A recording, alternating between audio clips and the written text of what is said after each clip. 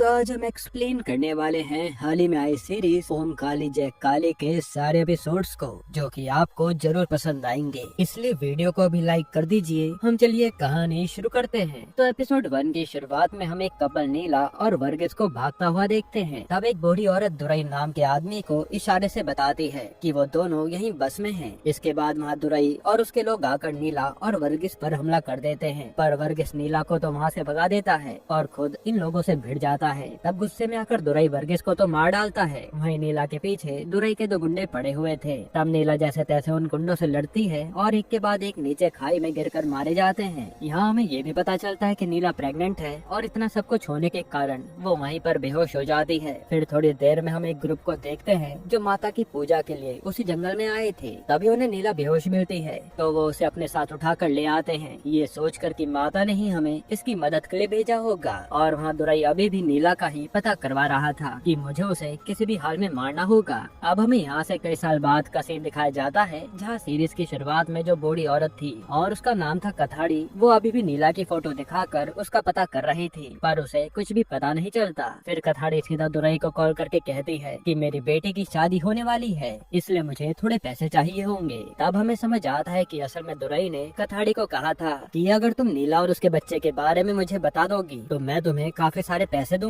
और तुम अपनी बेटी की शादी करवा लेना। पर आज कथाड़ी दुरई से थोड़े पैसे मांग रही होती है, लेकिन दुरई मना कर देता है कि पहले काम करो फिर देखते हैं। इस काम में कथाड़ी का पति भी उसका साथ दे रहा था, क्योंकि ये लोग बहुत गरीब थे। इसके बाद हम नीला को देखते हैं जो इसी गाँव में रहती है और गाँव वाले उसे अपना ही मानते हैं। साथ ही नीला की एक बेटी भी है। इसके बाद हमें पता चलता है कि गाँव में जल्द ही दशहरा आने वाला है, जो कि गाँव वाले धूमधाम से मनाते हैं और माता को खुश करने के लिए कुछ लोग उन्हीं का भेष रखकर पूजा करते हैं। इसी पूजा के कारण गांव में कहीं भी ऊंच नीच का भेद नहीं है, सारे गांव वाले एक होकर रहते हैं। इसके बाद हम गणेशन नाम के आदमी को देखते हैं, जिसे एक औरत आकर बताती है कि मेरी माँ को मिर्गी का दौरा आया है। तब गणेशन जल्दी से माँ को नीला के पास लेकर जाता है। असल में नीला एक वैद्य थी, तो वो उन लेडी को ठीक कर देती है। इसके बाद वहाँ एक औरत आती है और गणेशन को कहती है कि तुम बहुत ही अच्छे लड़के हो, मैं अपनी बेटे के लिए एक लड़का ढूंढ रही हूँ, तुम उससे शादी कर लो और बदले में मैं तुम्हें मुँह मांगा दहेज दूंगी। इस पर गणेशन कुछ भी नहीं कहता, लेकिन एक लड़की ये बातें सुनकर सीधा बामा नाम की लड़की के पास पहुंच जाती है और उसे सारी बात बताती है। इससे बामा को काफी गुस्सा आता है। असल में बामा गणेशन से काफी सालों से प्यार करती थी और बामा का गांव में म्यूजिक सिस्टम का काम था। तब बामा माइक लगाकर पूरे गांव में अनाउंस कर देती है कि मेरे होने वाले पति गणेशन पर किसी ने भी आंख डाली तो मैं उसे मार डालूंगी। ये सुनकर गणेशन हंसने लगता है। इसके बाद हम गणेशन और उसके दोस्त मुकंदे को देखते हैं, जो एक आदमी से पैसे उधार मांगने आए थे, पर वो उसे मना कर देता है। तब हमें पता चलता है कि मुकंदे को पैसे कमाने के लिए विदेश जाना है, क्योंकि उसे अपनी 3 बहनों की शादी करवानी थी। पर अब पैसा न मिलने के कारण मुकंदे उदास था, जो देखकर गणेशन को अच्छा नहीं लगता। अब रात को गणेशन पूजा पंडाल में आता है और बामा को बुलाकर कहता है कि तूने माइक पर ये सब अनाउंस क्यों किया,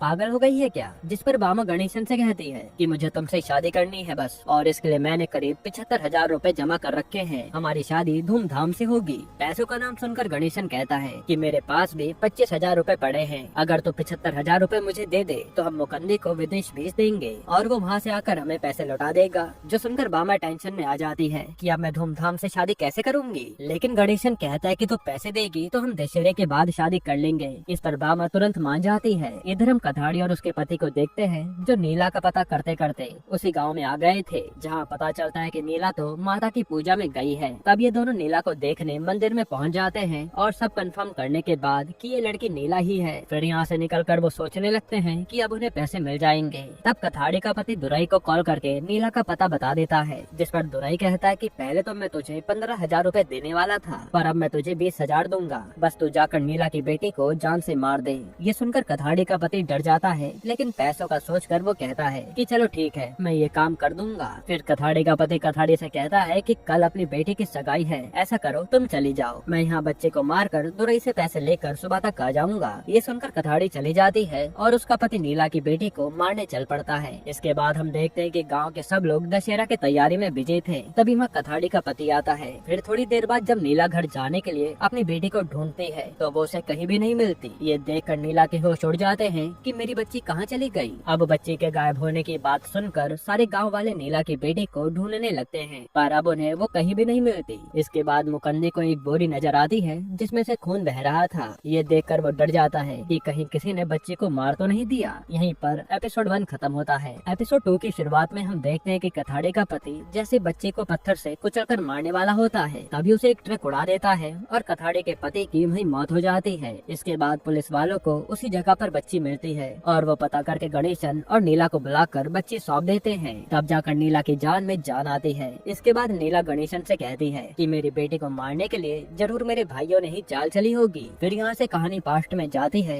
और नीला बताती है कि उसके 2 भाई थे। माँ बाप के मरने के बाद इन तीनों को एक आयुर्वेदिक केंद्र में रहने की जगह मिली, पर मेरे दोनों भाइयों ने एक दिन वहीं चोरी करी और वहाँ से भाग निकले, जिसके बाद वो पूरे गांव में चोरी और लूटमार करने लगे। वहीं मैं केंद्र में रहकर वैद्य बन गई। फिर हम बड़े हुए, तब तक मेरे दोनों भाई एक मंत्री जिसका नाम बर्नी है उसके लिए काम करने लगे, तो उन्होंने मर्डर भी करने चालू कर दिए। इसके बाद बर्नी के कहने पर नीला के बड़े भाई एजे ने एमएलए को मार डाला और उसके इल्जाम में अपने छोटे भाई दुरई को जेल भेज दिया। इसी तरह से एजे और दुरई मिलकर अपनी गैंग चला रहे थे, जहां मर्डर एजे करता था और दुरई को जेल भेज देता था। हालांकि पावर के कारण ये लोग सजा कम करवा लेते थे। खैर अब आज एजे देखता है कि बढ़ने के सिर्फ एक कमजोरी है लड़कियां, इसलिए उसके दिमाग में एक आइडिया आता है। वो अगले दिन कई सालों बाद आज अपनी बहन नीला से आकर मिलता है और बताता है कि अब मैंने शादी कर ली है, मेरा भी परिवार बन गया है, इसलिए तू हमारे साथ रहने चल। इस पर नीला भी मान जाती है। फिर एजे सीधा नीला को बर्नी के पास लेकर आता है और यह बर्नी नीला को देखता ही रह जाता है। इससे एजे समझ गया था कि बर्नी को नीला पसंद आ गई है और अब उसका काम भी बन सकता है।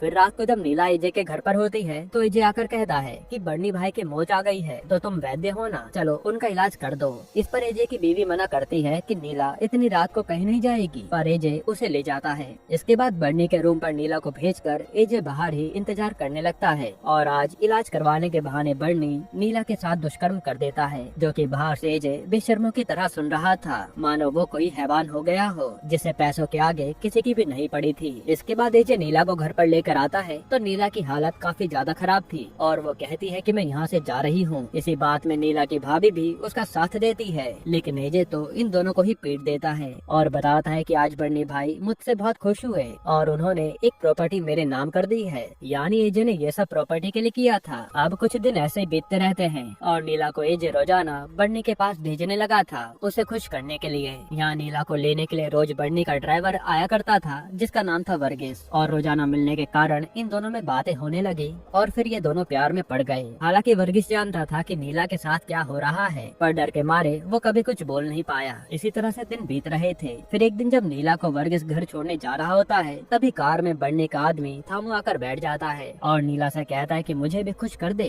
इस पर वर्गीस थामू को मारकर भगा देता है और थामू समझ जाता है कि जरूर इन दोनों के बीच में कुछ चल रहा है। वही रास्ते में वर्गीस आज नीला को प्रपोज भी कर देता है और कहता है कि हम यहाँ से कहीं दूर चले जाएंगे, जिस पर नीला भी मान जाती है। इसके बाद हम एजे के छोटे भाई दुरई को जेल से बाहर निकलते हुए देखते हैं, जिसने सजा पूरी कर ली थी। तब थामू उसे लेने आता है और कहता है कि बर्नी ने एक और बड़े आदमी बाबू राजा को मारने के लिए कहा है, जिससे बर्नी एमएलए बन सकता है और हम राज करेंगे, पर इस बार तो जेल मत जाना, किसी और को मोहरा बनाते हैं ना। ये सब बातें करके थामू दुरई को अपनी बातों में फंसा लेता है। साथ ही वर्गीस को मजा चखाने के लिए थामू दुरई से झूठ कहता है कि बर्नी तेरी बहन नीला से शादी करना चाहता है, अगर ऐसा हुआ तो तू और एजे बर्नी के खास हो जाओगे, तो पैसा ही पैसा होगा। जो सुनकर दुरई भी खुश हो जाता है। अब हम रात का सीन देखते हैं, जहाँ एमएलए बनने के लिए जो आदमी खड़ा था बाबू राजा, उसे मारने के लिए एजे थामू और दुरई आते हैं और वह धमाका कर देते हैं, जिससे बाबू राजा के आदमी उनके पीछे भागते हैं। फिर एजे जाकर बाबू राजा को जान से मार डालता है। तभी वहाँ पर दुरई पुलिस बुला लेता है और एजे को बाबू राजा का मर्डर करने के जुर्म में पुलिस ले जा लेती है। हालांकि ये सब होते हुए वर्गीस ने देख लिया था कि दुरई ने ही अपने भाई को फंसा दिया। तब दुरई भी वर्गीस को वहाँ से भागता हुआ देख लेता है और समझ जाता है कि इसने सारा गेम देख लिया है।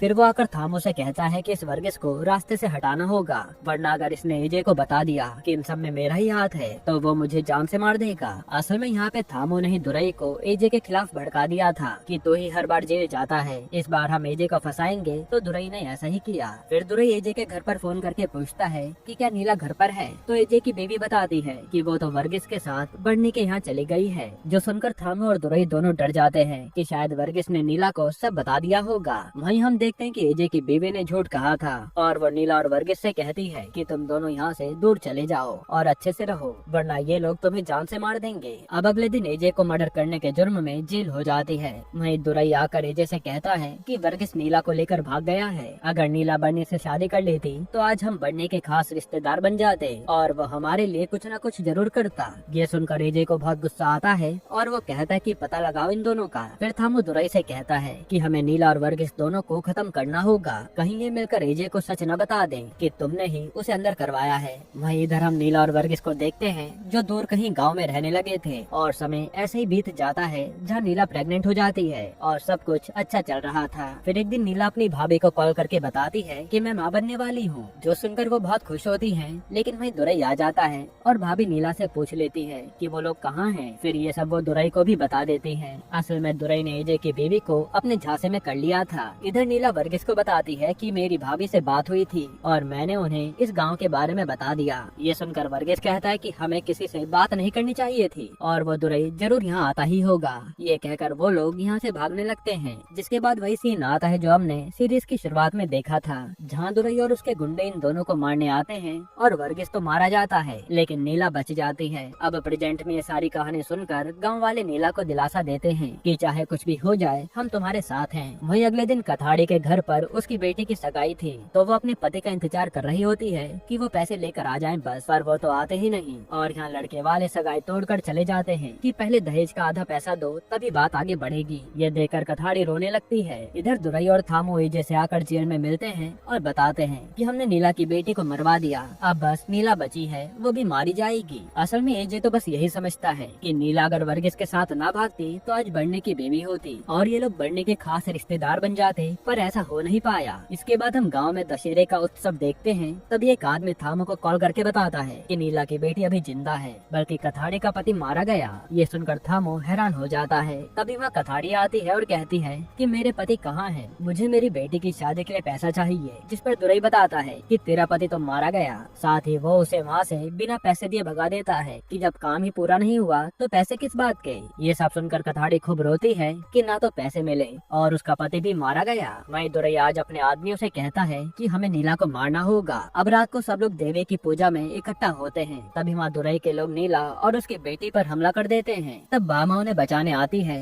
जिसमें किसी तरह से ये लोग नीला की बच्ची को तो बचा लेते हैं, पर दुरई के गुंडे नीला के चाकू भोग देते हैं। वहीं इन्होंने बामा को भी मार डाला था और जब इन्हें मुकंदी पकड़ने की कोशिश करता है तो ये लोग उसे भी घायल कर देते हैं, पर मुकंदी तो उस आदमी को छोड़ता ही नहीं। तब गाँव वालों को अपनी तरफ आता देख ये लोग अपने साथी का ही गला काट कर ले जा लेते हैं, क्योंकि अगर गाँव वाले उनके साथी का चेहरा देख लेते तो दुरई और ये लोग फंस सकते थे। फिर अपने साथी की गर्दन लेकर दुरई के लोग वहाँ से निकल जाते हैं। यही एपिसोड 2 खत्म होता है। एपिसोड 3 की शुरुआत में पूरे गांव में मातम मन रहा था, जहां बामा और मुकंदी तो दुनिया छोड़कर चले गए थे। वहीं नीला को हॉस्पिटल में भर्ती करा रखा था। इन सब से गणेशन पूरी तरह से टूट गया था। इधर दुरई के गुंडे उसे आकर बता देते हैं कि हमने नीला को तो मार डाला पर उसकी बेटी बच गई। हालांकि हमारे साथी रघु का हमें सर काट कर लाना पड़ा, वरना हम सब फंस जाते। जिस पर दुरई कहता है कि रघु की तो हाल ही में शादी हुई थी ना, अब उसकी बेचारी बीवी का क्या होगा। एक काम करो, उसकी बीवी मीना को मेरे पास ले आओ, मैं उसे खुश कर दूंगा। इधर गांव में सब लोग मुकंदी और बामा का अंतिम संस्कार कर देते हैं और गणेशन पूरी तरह से अकेला पड़ चुका था,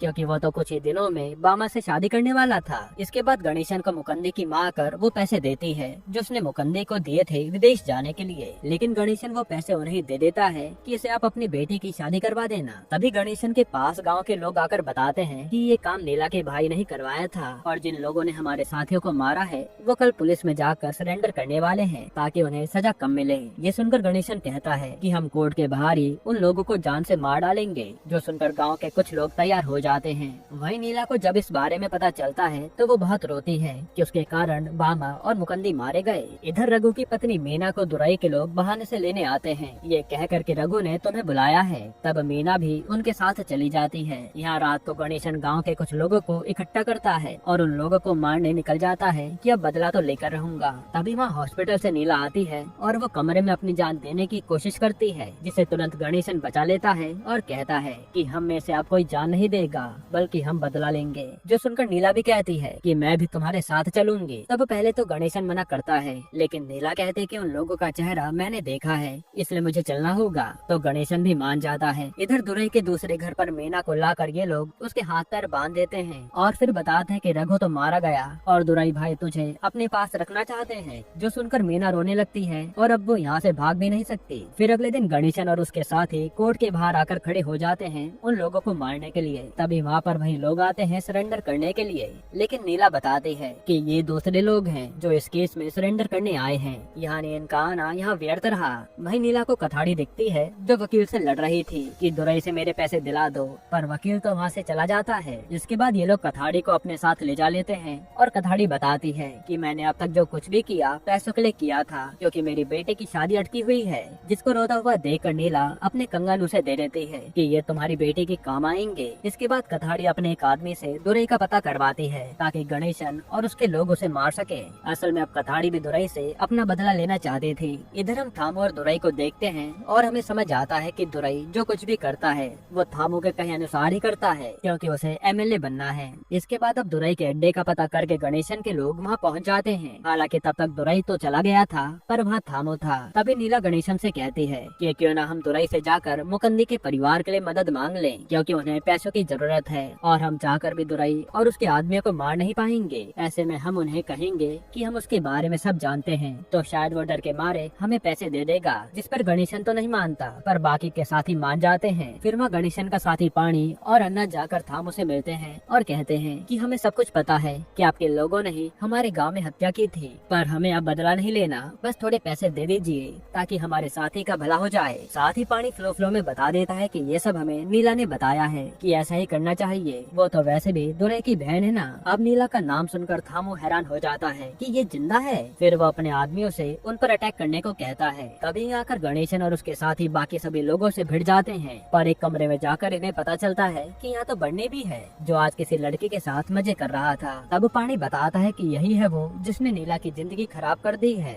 ये सुनते बन्नी वहाँ से भागता है और पैर फिसलने के कारण वो छत से सीधा ट्रांसफार्म पर गिर जाता है, जिसके कारण उसकी करंट लगने से यही मौत हो जाती है। और ये सब देखकर गणेशन और थामू सारे आदमी वहाँ से भाग निकलते हैं। यही एपिसोड 3 खत्म होता है। एपिसोड 4 की शुरुआत में हम पुलिस वालों को देखते हैं जो बन्नी की मौत की जांच कर रहे थे। तभी वहाँ एसपी आता है जो कि असल में दुरई का ही आदमी था और वो इस केस को रफा दफा कर देता है। इधर दुरई के आदमी मीना को मनाने में लगे थे कि वो दुरई की बात मान ले, पर मीना नहीं मानती तो दुरई का आदमी उसे खूब मारता है। तभी मीना की ऐसी हालत वहाँ एक बूढ़े आदमी से देखी नहीं जाती, इसलिए वो उसकी मदद के लिए एक चाकू उसके पास फेंक देता है ताकि वो अपने हाथ पैर खोल कर यहाँ से भाग सके। इधर दुरई अपने आदमी को कॉल करके कहता है कि मीना से कहना कि मैं अब उससे शादी करना चाहता हूँ। वहीं गणेशन और कथाड़ी बात कर रहे होते हैं कि देवी माँ के कारण अब वो बन्नी ऐसे तड़प तड़प के मरा, उसने नीला की जिंदगी बर्बाद करी थी। तब कथाड़ी कहती कि हम चाहकर भी दुरई को नहीं मार पाएंगे क्योंकि वो लोग गुंडे हैं और हम आम इंसान। जिस पर गणेशन कहता है कि बदला तो मुझे लेना ही है। इस पर कथाड़ी कहती है कि एक आदमी है जो हमें चीजें सिखा सकता है, और वो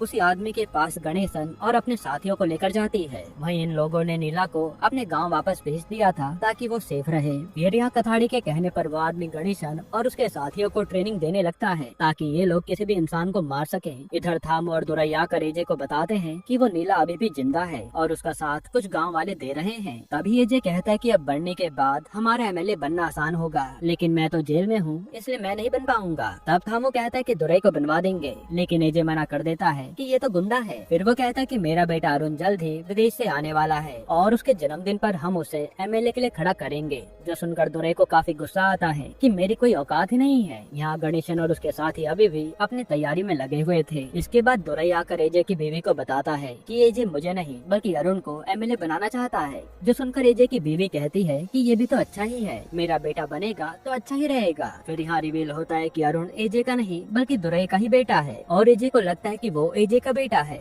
और कई सालों से एजे की बीवी उसे दुरई के साथ मिलकर धोखा दे रही थी। हालांकि यहाँ दुरई कहता है कि एमएलए तो मुझे ही बनना है और उसे अरुण से जरा भी लगाव नहीं था। फिर हम कथाड़ी को देखते हैं जिसने कई जगह पर पोस्टर लगा रखे थे जिसमें लिखा था कि बाबू राजा को मारने वाला दुरई है, ना कि एजे। ये देखकर दुरई चौंक जाता है। इसके बाद आज एसपी आकर थामू और दुरई से मिलता है और कहता है कि तुम लोगों ने उस नीला को मारने के लिए बहुत गड़बड़ कर रखी है, अब तुम मुझ पर छोड़ दो, मैं संभाल लूंगा। लेकिन दुरई कहता है कि मैं उसे खुद मारूंगा, बस ये बाबू राजा के केस में मेरा नाम ना आ जाए। इधर एजे से जेल में कुछ लोग मस्ती मजाक करने लगते हैं, पर किसी बात को लेकर इनके बीच लड़ाई शुरू हो जाती है और पुलिस वाले सबको बंद कर देते हैं। वहीं आज दुरई के पास उसके आदमी का कॉल आता है कि मीना मान गई है, आप आ जाइए। इस पर दुरई खुश हो जाता है कि चलो अब मजा आएगा। इधर गणेशन और उसके साथी अब दुरई को मारने के लिए तैयार थे। तभी कथाड़ी पता करके बताती है कि दुरई आज कहीं जाने वाला है और उसे मारने का यही अच्छा मौका है। फिर रात को ये लोग वहाँ पर हमला कर देते हैं जहाँ मीना को रखा गया गया था। तब एक आदमी तो वहाँ से भाग निकलता है। वहीं गणेशन दूसरे आदमी को जान से मार डालता है, जिसमें उसकी मदद मीना ने भी की थी। तभी वहाँ दुरई बड़ी खुशी से आता है और उसे देखकर कथाड़ी और उसके साथी वहाँ से भाग निकलते हैं। फिर वहाँ अपने आदमी की लाश देखकर दुरई के होश उड़ जाते हैं कि ये किसने किया होगा। इसके बाद वो यहाँ वहाँ देखने लगता है और मौका मिलते ही गणेशन उसे कुएं में फेंक देता है और फिर मीना के साथ निकल लेता है। इसके बाद मीना गणेशन को सारी बात बता देती है कि वो यहाँ कैसे पहुँची। यहीं पर एपिसोड 4 खत्म होता है। एपिसोड 5 की शुरुआत में दुरई को होश आता है तो वो कुएं में फंसा पड़ा था और वो चिल्लाने लगता है। इधर दुरई और उसके आदमियों को मारने के लिए कथाड़ी एक वैद्य के पास आती है जो इन्हें जहर देता है। इसे अगर हथियार पर लगा दिया जाए तो किसी की भी तुरंत मौत हो सकती है, जिसे ये लोग रख लेते हैं। वहीं गणेशन अपने गांव के आदमी से बात करके कथाड़ी के बारे में पूछता है और उन लोगों से मिलने निकल जाता है। फिर वो मीना को कुछ पैसे देता है कि ये लेकर अपनी सास के पास चली जाओ, यहाँ बहुत खतरा है। लेकिन मीना कहते कि मैं नहीं जाऊंगी क्योंकि वो गुंडे कभी भी मुझे उठा ले जा सकते हैं। इसलिए मजबूरी में गणेशन मीना को अपने साथ चलने के लिए कह देता है। अब आज कोर्ट में एजे का वकील एजे की बेल की अपील डालता है क्योंकि एजे को अपने बेटे का बर्थडे बाहर सेलिब्रेट करना था, पर उसे बेल नहीं मिलती। तब वहाँ से जाते समय एजे गुस्से में थामू से कहता है कि मेरे बेटे का जन्मदिन अच्छे से मनाना। इसके बाद हम कथाड़ी और बाकी लोगों को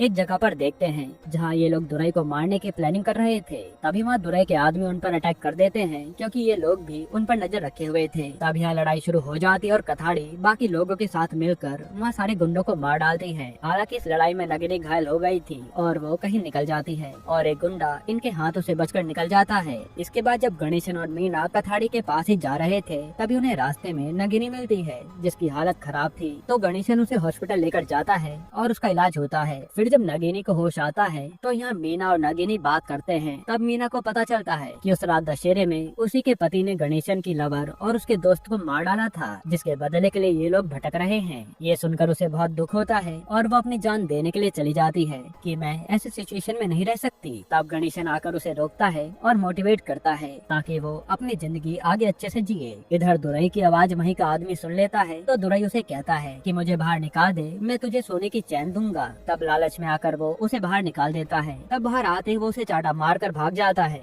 यानी दुरई कभी नहीं सुधरने वाला। इधर जब थाम और उसके साथी दुरई को ढूंढने जा रहे होते हैं तभी वहाँ दुरई आता है। वहीं आज गणेशन गाँव वाले आदमी से पता करके कथाड़ी तक पहुँच जाता है और यहाँ मीना से सबको मिलवाता है। फिर वह कथाड़ी गणेशन से कहती है कि एजे का बेटा कल विदेश से आ रहा है जिसे सब एयरपोर्ट पर लेने आएंगे, तो हम दुरई को मार सकते हैं। पर गणेशन कहता है कि कल तो आपके बेटे की शादी है ना, तो चलो पहले वही निपटा लेते हैं। जो सुनकर कथाड़ी कहते कि हाँ, बदले की आग में तो वो मैं भूल ही गई थी। फिर अगले दिन गणेशन और उसके गाँव वाले मिलकर कथाड़ी की बेटे की शादी कर देते हैं और कथाड़ी बहुत खुश होती है। फिर रात को सब दुरई को मारने निकलते हैं। वहीं गणेशन जाकर दुरई के उस आदमी को मार डालता है जिसने बामा को मारा था, यानी उसका एक बदला पूरा हुआ। इधर जैसे थाम और उसके साथी अरुण को लेने एयरपोर्ट पर आते हैं तो पता चलता है कि अरुण तो यहाँ से गायब है। ये देखकर सब लोग हैरान हो जाते हैं कि वो गया कहाँ। तभी हमें पता चलता है कि उसे तो कथाड़ी उठा ले गई। वहीं एजे की बीवी और दुरई के बीच में अरुण को ढूंढने को लेकर बहस हो जाती है, जिस पर एजे की बीवी कहती है कि बेटा तो वो तुम्हारा भी है, इसलिए उसे ढूंढ कर लेकर आओ। ये सुनकर यहाँ थामू हैरान हो जाता है। फिर ये लोग सीधा उसी गाँव में पहुँचते हैं जहाँ नीला रहती थी, पर वहाँ आदमी बताता है कि वो एक संगम पर है जो कि दुरई का इंतजार कर रहे हैं। ये सुनकर सब लोग वहीं जाने लगते हैं। इसके बाद दुरई अपने गुंडों के साथ वहाँ पहुँचता है